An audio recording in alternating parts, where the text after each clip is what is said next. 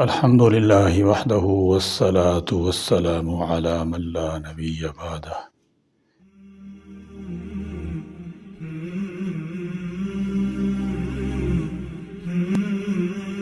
اس میں کوئی دو رائے نہیں ہے کہ ہر چیز کے دو پہلو ہوتے ہیں،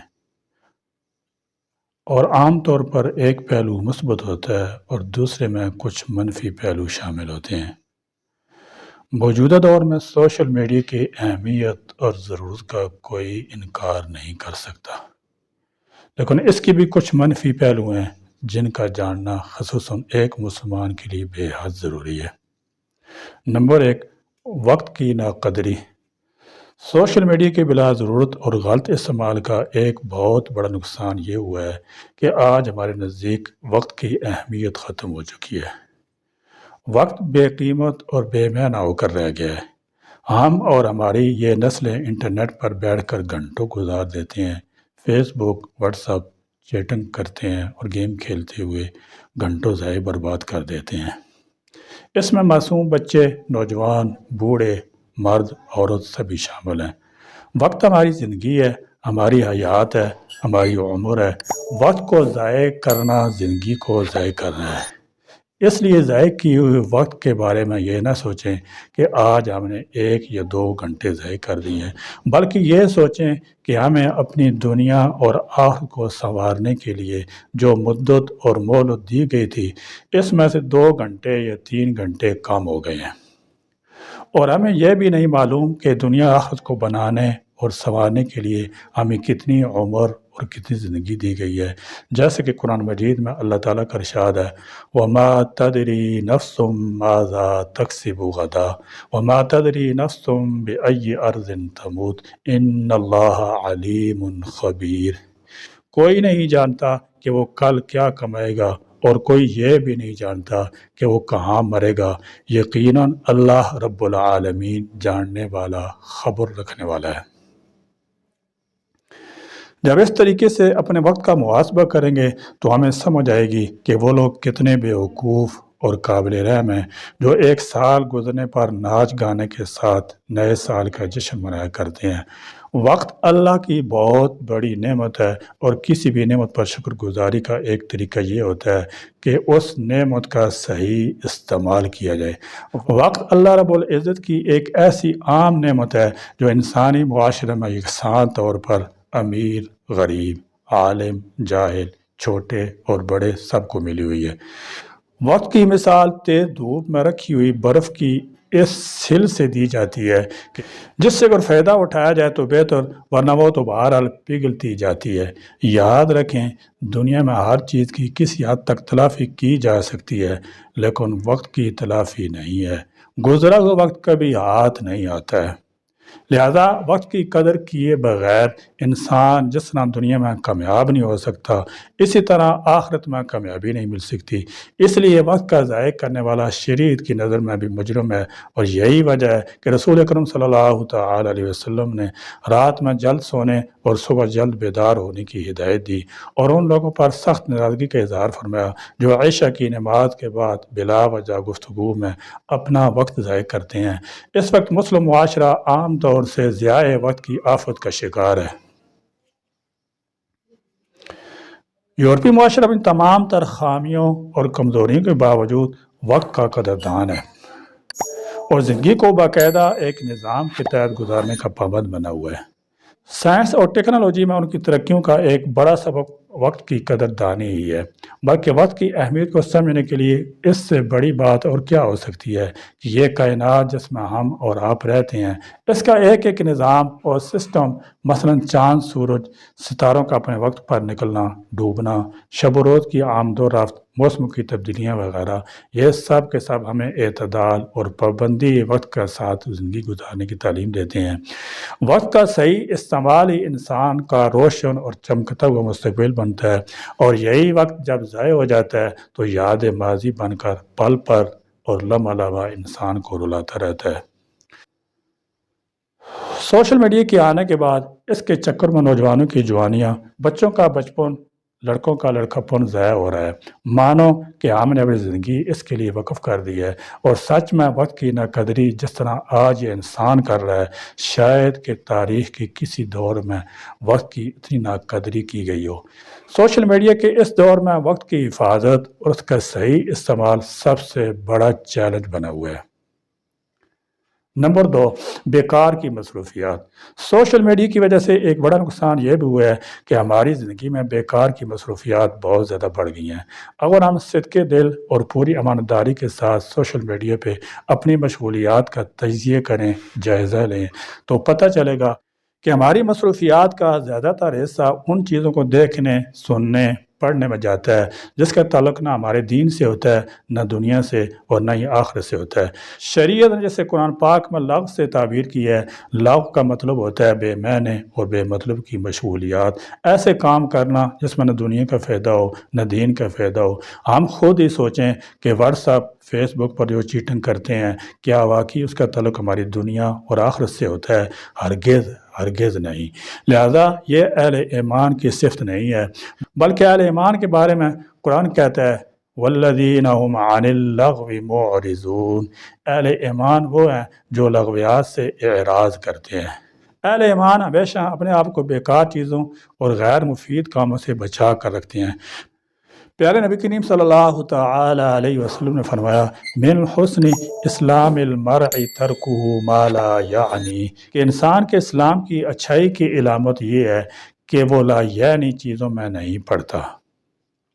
لیکن ہم سمجھتے ہیں کہ ہر خبر پر تبصرہ کرنا، نوٹ چڑھانا، اپنی ذاتی رائے کا پیوند لگانا ہمارا بنیادی پیدائشی حق ہے۔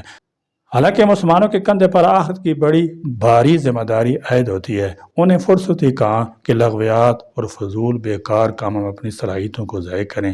رضائے الہی اور فلاح آخرت ان کا مشن ہوتا ہے۔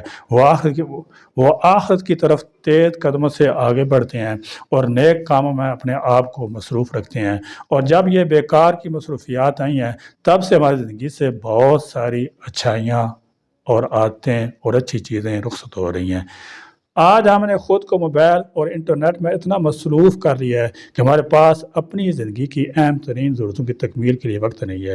ہمارے پاس گیم کھیلنے اور سوشل میڈیا پر گپ شپ کے لیے بھرپور وقت ہے، لیکن تلاوت قرآن، اللہ کا ذکر، صلہ رحمی اور رشتہ داروں سے ملاقات کے لیے وقت نہیں ہے۔ اور ان بیکار مصروفیات نے ہر شخص زندگی کے ہر شعبے کو متاثر کیا ہے۔ مسجد سے لے کر مدرسہ اور کالج سے لے کر کمپنی، غرض ہے کہ زندگی کے ہر سسٹم اور نظام پر اس نے اپنا اثر ڈال رکھا ہے، ہمیں مقصد حیات سے بھٹکا رکھا ہے۔ آج کتنے والدین کو شکایت ہے کہ بچے اسکول نہیں جاتے، اگر جاتے بھی ہیں تو ہوم ورک نہیں کرتے ہیں، تعلیم میں دلچسپی نہیں رکھتے، کئی جگہ ٹیوشن جوائن کرنے کے باوجود امتحان میں ناکام ہو جاتے ہیں۔ آخر وجہ کیا ہے؟ وجہ بھی تو ہم ہی ہے۔ ہم نے انہیں شاندار فون تو دلا دیا ہے، انٹرنیٹ کنیکشن انہیں لے کر دے دیا ہے، لیکن کبھی یہ جائزہ لینے کی توفیق نہیں ہوتی کہ اس انٹرنیٹ کا استعمال وہ کس چیز میں کر رہے ہیں، کیا دیکھ رہے ہیں، کیا سن رہے ہیں، کن سے بات کر رہے ہیں۔ ہم نے اپنے بچوں کو قیمتی موبائل دلا دیا اور انہیں دیکھا اور یہ نہیں دیکھا کہ وہ اس کا استعمال کہاں تک صحیح کر رہے ہیں، اور جب ان کے اندر اخلاقی اور تعلیمی گراوٹ آتی ہے تو ہم رونا روتے ہیں، جبکہ سبب ہم خود ہی ہیں۔ اس طرح اسکول میں ٹیچر بیٹھا ہوا ہے اور بچے اس کے سامنے بیٹھے ہیں، پھر بھی وہ اپنے موبائل میں لگا ہوا ہے۔ کمپنی میں ورکر فون کے استعمال کی وجہ سے کام میں کوتاہیاں کر رہے ہیں۔ یہ تباہی یہیں پر ختم نہیں ہوتی ہے، بلکہ عبادت جو مقصد حیات ہے، مقصد زندگی ہے، آج سوشل میڈیا کی وجہ سے ہماری عبادتیں بھی محفوظ نہیں ہیں۔ نہ عبادتوں میں خشوع خضوع ہے، نہ میلان باقی ہے، جس کی وجہ سے ہم اپنی عبادتوں کی لذت سے محروم ہو چکے ہیں۔ کتنے لوگ ایسے ہیں کہ جیسے کسی نوٹیفیکیشن کی آواز سنتی حالت نماز میں ہی ان کی توجہ فوراً موبائل کی طرف چل پڑتی ہے کہ کس کا کال آ رہا ہے، کس کا میسج ہو سکتا ہے۔ کتنی مرتبہ ایسا ہوتا ہے کہ موبائل میں گانے کی رنگ ٹون سیٹ کیا ہوا ہے جو حرام ہے، مسجد میں داخل ہوا، موبائل کو سائلنٹ موڈ میں نہیں کیا اور دوران نماز کسی کا فون آ گیا۔ اب عین نماز کے وقت جب قرآن کی تلاوت ہو رہی ہے، اللہ رب العزت کی کبریائی کے نعرے بلند ہو رہے ہیں، ایسے وقت میں اللہ کے گھر میں فلمی گانا بجتا ہے، اور نہ صرف اس کی اپنی عبادت خراب ہوتی ہے بلکہ سارے نمازی کی عبادت میں اس حرکت کی وجہ سے خلل واقع ہوتا ہے۔ تو دیکھیں کہ اس چیز نے ہماری عبادت اور عبادت گاہوں تک کو متاثر کر رکھا ہے۔ نمبر 3، تنہائی ختم ہو گئی۔ सोशल मीडिया की वजह से जो मनफी तब्दीलियाँ हमारी ज़िंदगी में आई हैं, उनमें से एक तब्दीली ये भी है कि आज हम फुर्सत और तन्हाई की नेमत से महरूम हो गए हैं।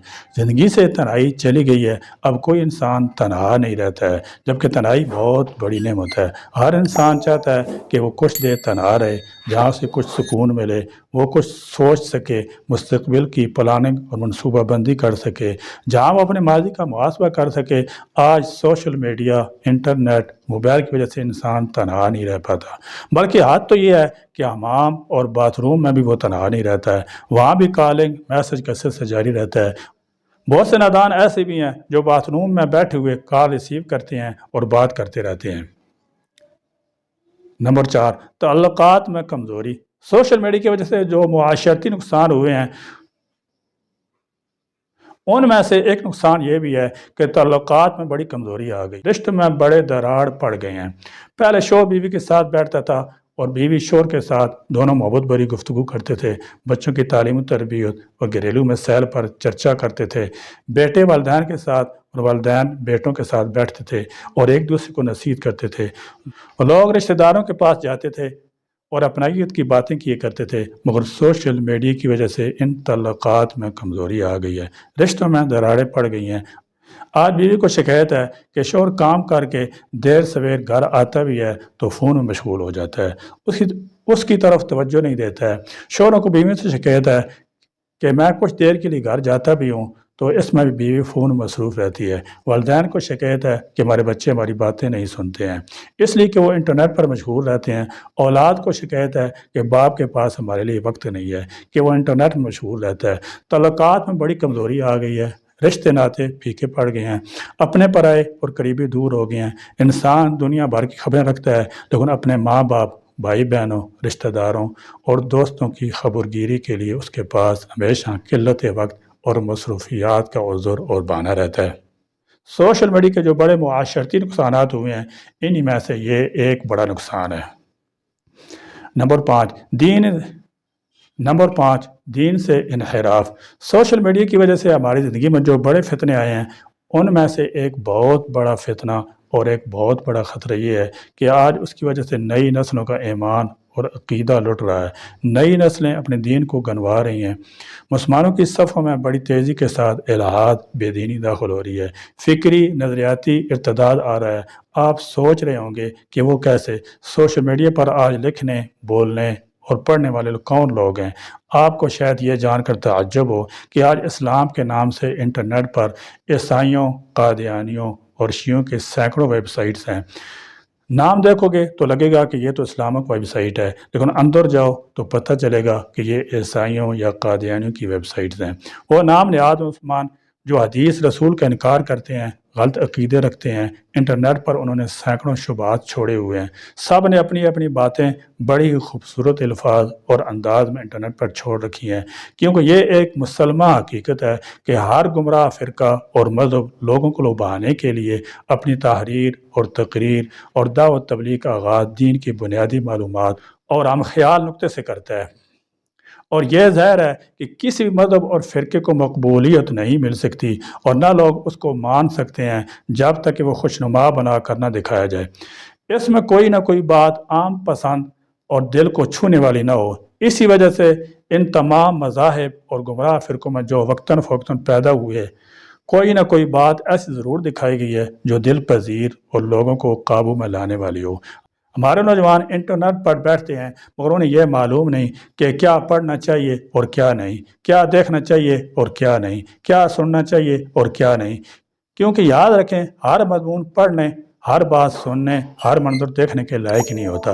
और हम वो मजमून पढ़ लें जिसे नहीं पढ़ना चाहिए और हमारे पास इल्म की कमी हो, तो एक मजमून हमारे ईमान और अकीदे में बिगाड़ पैदा कर सकता है।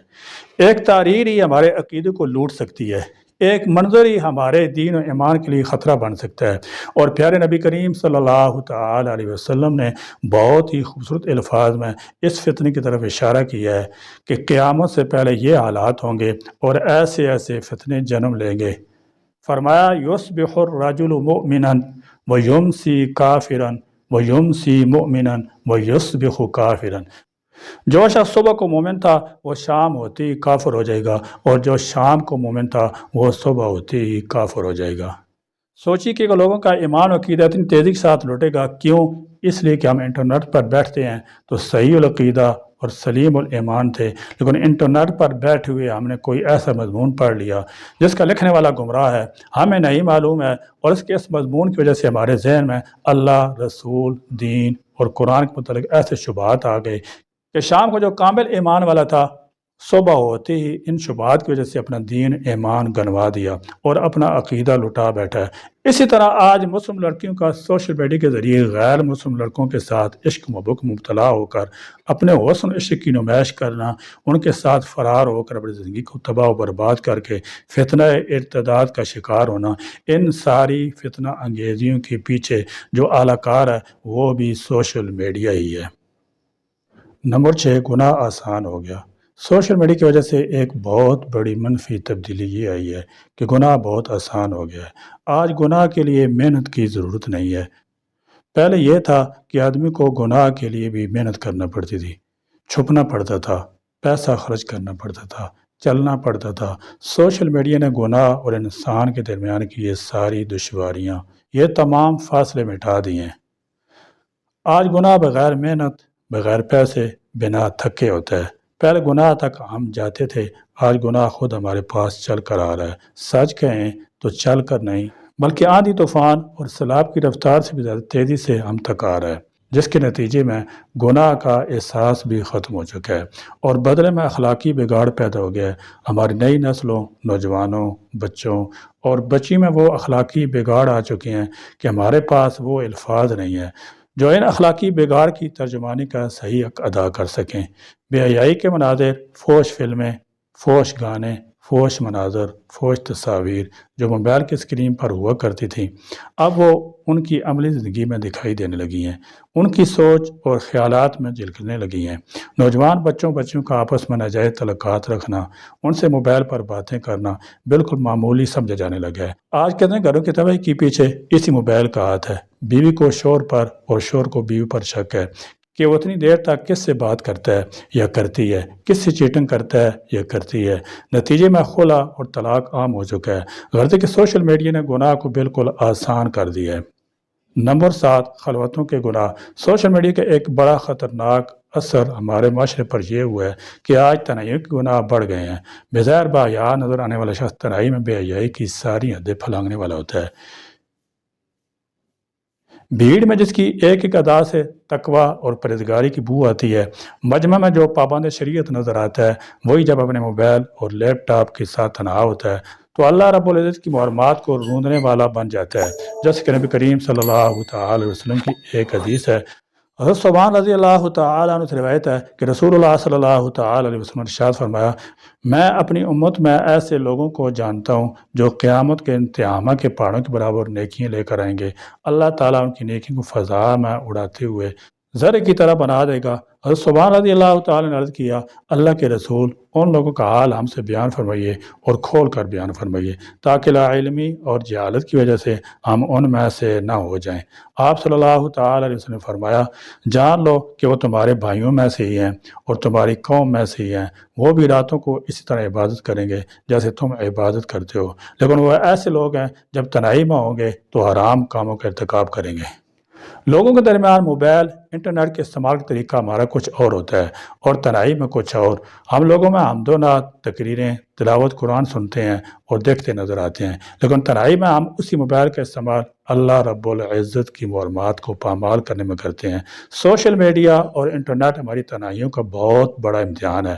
آج ہمارا ایمان بالغیب انٹرنیٹ اور موبائل کے ذریعے آزمایا گیا ہے، اور یہ امتحان اس لیے ہے وَلِيَعْلَمَ اللَّهُ مَن يَخَافُهُ بِالْغَيْبِ، کیونکہ اللہ تعالیٰ یہ جاننا چاہتا ہے کہ کون لوگ اللہ سے غائبانہ طور پر ڈرتے ہیں۔ ہم چند لوگوں کے درمیان اپنے عزت و وقار کو برقرار رکھ کر اور ان کی نگاہوں میں ملنے والی ذلت رسوائی سے خود کو بچا لیتے ہیں، لیکن تنہائی میں کیے ہوئے اس جرم کی وجہ سے آخرت میں جو ذلت اور رسوائی ملنے والی ہے ہمیں اس کی کوئی فکر نہیں ہوتی۔ اور یاد رہے، وہاں کی رسوائی نہ چند لوگوں میں ہوگی اور نہ کچھ دن کے لیے ہوگی، بلکہ وہ ہمیشہ کے لیے ہوگی، اور وہاں ہماری رسوائی کا تماشا دیکھنے والے چند لوگ نہیں بلکہ حضرت آدم علیہ السلام سے لے کر قیامت تک کی مخلوق ہوگی۔ اس لیے ہمیں اپنے ظاہر و باطن میں یکسانیت پیدا کرنا چاہیے اور ہمیشہ اپنے دل کو خشیت الہی سے معمور رکھنا چاہیے، جیسا کہ نبی کریم صلی اللہ تعالی علیہ وسلم نے فرمایا، اتق اللہ حیث ما کنت، جہاں بھی رہو اللہ تعالیٰ سے ڈرتے رہا کرو، کیونکہ وہ دل و دماغ میں پیدا ہونے والے غلط جذبات اور احساسات تک کی خبر رکھنے والا اور نگرانی کرنے والا ہے۔ اللہ رب العزت کی نگرانی کا یہ احساس اور شعور ہمیں تنہائی کی برائی سے باز رکھتا ہے۔